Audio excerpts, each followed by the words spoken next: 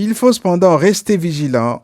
Pourquoi les investisseurs publics et privés africains ne prendraient pas le contrôle de la gestion de ce secteur porteur qu'est la téléphonie mobile? Damboa Obenga, expert des télécommunications à la direction du projet Kintélé à Paris. Ce serait se mentir à soi-même de dire qu'on a des débits au niveau des technologies de l'information, qu'on a des débits équivalents à ceux de l'Occident. Ça serait se mentir à soi-même. Mais cependant, les capacités d'expansion de ces technologies de l'information et des communications sont impressionnantes. On a des perspectives de développement relativement impressionnantes à court, voire à moyen terme. Pourquoi? Parce qu'aujourd'hui, on a un déploiement intensif des câbles sous-marins, de la fibre optique autour donc, du continent africain, aussi bien à l'est qu'à l'ouest et en Méditerranée. Donc l'Afrique sera complètement recouverte de câbles, entourée de câbles sous-marins, donc à très haut débit, de la fibre optique à très haut débit. Et ne dépendra qu'aux États de mettre les infrastructures qui vont bien pour pouvoir donc se relier au monde entier à très haut débit. Mais est-ce que ce n'est pas très difficile pour les pays africains d'accéder à ces nouvelles technologies de l'information et de la communication, de la mesure où les pays sont actuellement confrontés à d'énormes problèmes d'ordre économique et social, et investir dans ce domaine ne devrait pas poser beaucoup de problèmes? Parce que ça coûte tout de même cher. Alors, ça coûte tout de même cher, effectivement, lorsqu'on y va seul. Un pays qui se décide à aller seul, bien évidemment, ne pourra pas supporter le coût de ces infrastructures. Cependant, pour revenir sur ce que je citais à l'instant, le déploiement des câbles sous-marins se fait à travers des consortiums.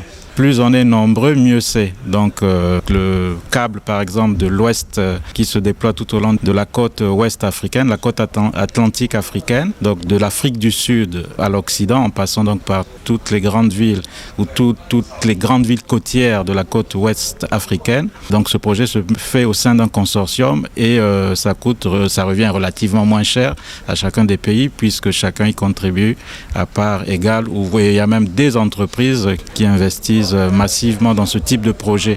Et je crois que une fois effectivement ce type de projet de câble déployé, il faudra amener l'Internet à haut débit à travers donc les pays. À ce moment, les investissements peuvent être pris soit par les États lorsqu'ils en ont les moyens ou par des entreprises, des grands groupes dans les télécommunications, moyennant des accords avec des États. Mais je crois que vu que ce domaine est relativement en expansion, le retour sur investissement de ces entreprises ou même des États se fera relativement vite, parce que le secteur des télécommunications est un secteur très porteur. Mais ce n'est pas un désavantage pour les pays africains ou pour les populations du continent africain que ces sociétés qui financent et qui s'investissent dans la réalisation de tous ces projets liés donc aux nouvelles technologies de l'information et de la communication sont des sociétés internationales qui n'ont rien à voir avec les pays africains. Donc vous disiez... Oui, donc ce n'est pas un désavantage pour les pays d'Afrique parce que toutes ces grandes sociétés internationales qui investissent dans le domaine, par exemple, ne voient que leurs propres intérêts. Bon, les pays africains qui n'ont pas prise sur la réalisation de ce projet resteraient là tout simplement en observateur, en train de regarder les autres tirer profit de l'exploitation, de la mise en route, de mise en œuvre de toutes ces technologies.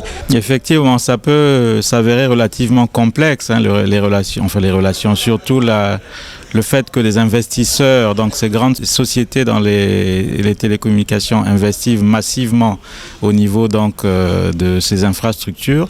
Mais il y a cependant, l'État doit jouer son rôle. L'État ne doit pas démissionner. Je veux dire par là que chaque État qui signe des partenariats avec des entreprises dans le cadre des télécommunications se doit d'être un garde-fou. En gros, les déploiements ne doivent pas se faire, les déploiements ou ces projets ne doivent pas se mener de manière complètement cloisonnée et encore moins de manière complètement désorganisée. Organisée pour l'entreprise qui déploie la technologie, mais désorganisée vis-à-vis de l'État qui accueille ces projets. Je veux dire par là qu'il faut qu'il y ait précisément des organismes comme des agences de régulation des télécoms qui fixent les conditions de déploiement de ces infrastructures qui régulent le marché, non seulement le marché interne des télécommunications, mais qui essaie de réguler justement, comme vous dites, c'est un marché très porteur. On n'est pas non plus en terrain conquis par ces sociétés de télécommunications, ne doivent pas se sentir en terrain conquis. Voilà pourquoi la responsabilité revient à chacun des États pour pouvoir mettre en place des agences de régulation de télécommunications. Et on peut les dénommer par plusieurs noms, mais en tout cas, c'est ces agences qui se doivent de contrôler ces marchés, ces projets, afin qu'ils ne soient pas systématiquement perdants comme c'est le cas aujourd'hui. Est-ce que les opérateurs économiques africains, les opérateurs privés, s'investissent également dans le domaine? Alors, les opérateurs privés, ça dépend de comment on se situe. Des grands groupes de télécommunications africains, effectivement, s'investissent. Bon, enfin, on pourrait en citer plusieurs.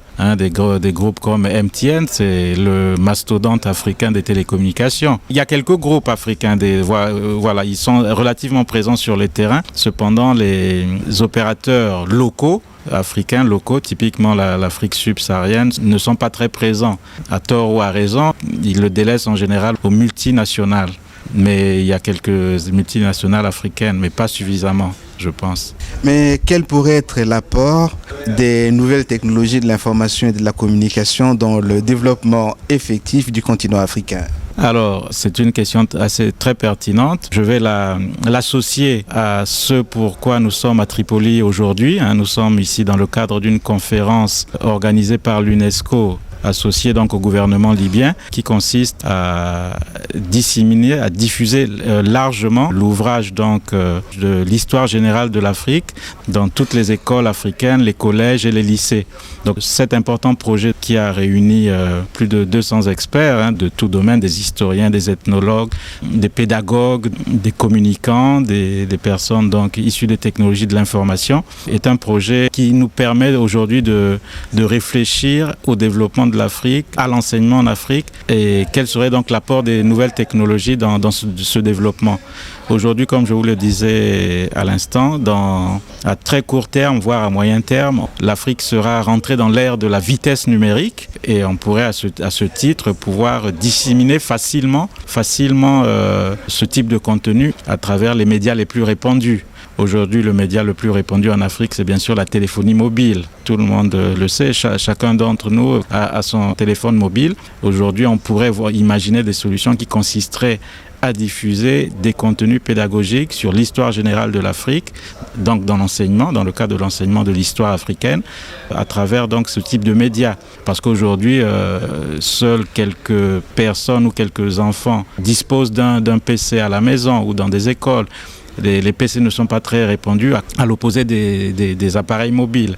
Alors aujourd'hui, c'est pas tout à fait vrai. On ne pourrait pas dire que dès demain, une fois l'Afrique rentrée dans l'ère de la vitesse numérique, instantanément, on ne pourra pas diffuser ces contenus sur ces médias. Il faudrait que la technologie associée donc à la téléphonie puisse pouvoir diffuser de la vidéo, des images, du texte à haut débit à travers de la téléphonie. Mais aujourd'hui, les systèmes de téléphonie en Afrique sont majoritairement des systèmes de téléphonie 2G, c'est-à-dire de deuxième génération.